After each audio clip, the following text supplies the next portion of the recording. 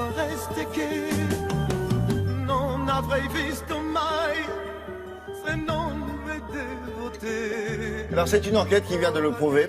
Une fois de plus, la vaccination est en recul en France. Désormais, bon nombre de personnes, dont vous êtes peut-être, refusent la vaccination de leurs enfants. Oublions peut-être aussi qu'un vaccin, ça peut sauver une vie. Alors il y a eu les entretiens de Bichat, des spécialistes, des médecins, des observateurs ont parlé de ce sujet-là au moment de la vaccination anti-grippe, hein, vous le savez, puisque vous avez peut-être vu la campagne sur notre chaîne. On vous montrera ce clip-là tout à l'heure. Alors les spécialistes ont tenu à une bonne fois pour toutes balayer les idées reçues. Et pourquoi la vaccination n'a plus la cote dans notre pays ? Alors effectivement, elle n'a plus la cote et des enquêtes l'ont montré. Par exemple, en 2005, 90% des Français avaient une opinion favorable des vaccins. Ils ne sont plus que 61% en 2010, selon deux enquêtes comparables de l'INPES, l'Institut national de prévention et d'éducation pour la santé. Alors pourquoi ? Parce qu'il y a eu énormément de controverses autour de certains vaccins. Au début des années 90, vous vous en souvenez sans doute, il y a eu plusieurs personnes qui se sont plaintes d'avoir eu une sclérose en plaques, après la vaccination de l'hépatite B.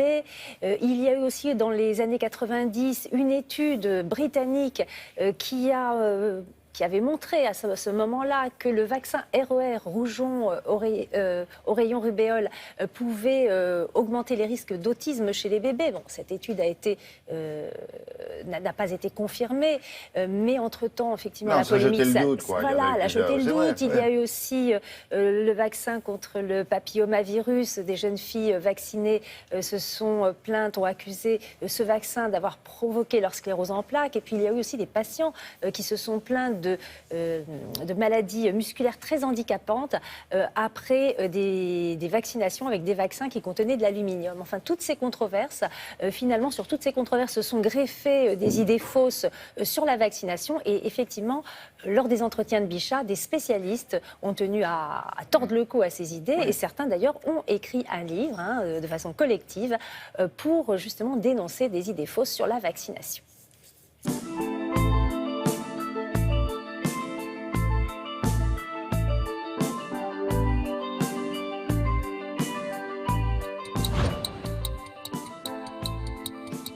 Faux. Les maladies comme la diphtérie, par exemple, sont des maladies qui n'ont pas disparu. Elles ne sont plus observées grâce à la bonne couverture vaccinale, c'est ce qui se passe en France, mais il suffirait de relâcher la vaccination, comme ça s'est vu dans certains pays, et on voit réapparaître immédiatement la diphtérie. Faux. Les vaccins recommandés, comme par exemple ROR, rougeole, oreillon, rubéole ou l'hépatite B, sont des vaccins qui sont tout à fait nécessaires en termes de protection individuelle et de santé publique, et donc il faut les faire. Maintenant, le terme de recommandé n'est pas assez incitatif. C'est en ce sens que l'Académie nationale de médecine a proposé le terme de indispensable. Vrai. On peut mettre plusieurs vaccins dans la même seringue. C'est ce qu'on appelle les vaccins combinés qui sont largement utilisés et à juste titre puisqu'ils sont à la fois parfaitement bien tolérés et tout à fait efficaces. C'est faux. Les travaux scientifiques multiples qui ont été faits dans le monde n'ont montré aucune relation entre un geste vaccinal quel qu'il soit et l'apparition de phénomènes dits auto-immuns comme une sclérose en plaques. Mais le système immunitaire des adolescents est réactif et on peut observer parfois, au décours d'une vaccination, des réactions comme une sclérose en plaques chez des sujets qui, de toute façon, auraient fait à un moment quelconque une sclérose en plaques. Le fait d'avoir vacciné a pu accélérer éventuellement le phénomène.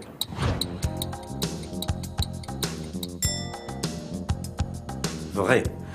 Il y a beaucoup de vaccins qui ne contiennent aucun adjuvant, donc pas d'aluminium ou pas d'autres adjuvants. Mais certains vaccins ont la nécessité d'avoir l'aluminium, comme par exemple le vaccin diphtérique ou le vaccin tétanique, car sinon la protection serait très insuffisante.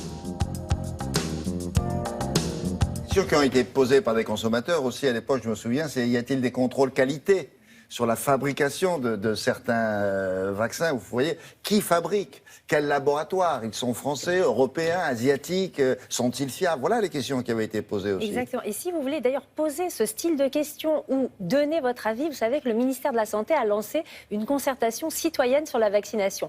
Donc il y a un site internet, vous allez le trouver sur notre site de Télématin, sur lequel vous pouvez aller. Donnez votre avis éventuellement, posez vos questions et tout ceci va faire l'objet d'une synthèse d'ici quelques jours. Et puis si vous voulez en savoir plus sur ces idées reçues sur la vaccination, je vous conseille Les vaccinations sans question pour mieux gérer la maladie. Aussi un livre d'un professeur de médecine, Romain Gherardi, Toxic Story, qui s'intéresse au lien entre la vaccination et ces fameuses maladies musculaires très handicapantes. Et puis des chercheurs de l'INSERM ont publié aussi Vaccination, agression ou protection. Alors, et puis, oui. il y a cette campagne anti-grippe qui vient de commencer. Et vous savez qu'un certain nombre de personnes doivent se faire vacciner, notamment si elles ont plus de 65 ans ou si elles sont en contact de bébés ou d'enfants qui sont à risque. Et je vous propose de regarder un de ces spots qui est présenté par Sophie Davant. Vous avez 65 ans et vous vous sentez en pleine forme. Vous vous dites que vous avez toute votre retraite pour profiter de vos proches. Pourtant, une simple grippe peut tout gâcher. En effet, 90% des décès liés à cette maladie concernent des personnes de 65 ans et plus. Le vaccin sauve des vies, c'est le meilleur moyen pour vous protéger. Alors parlez-en avec votre médecin et cette année encore, dites non à la grippe. Grippe. Pour éviter l'hospitalisation, passez à la vaccination. L'assurance maladie. Voilà, merci Sophie. Merci. Nous passons à la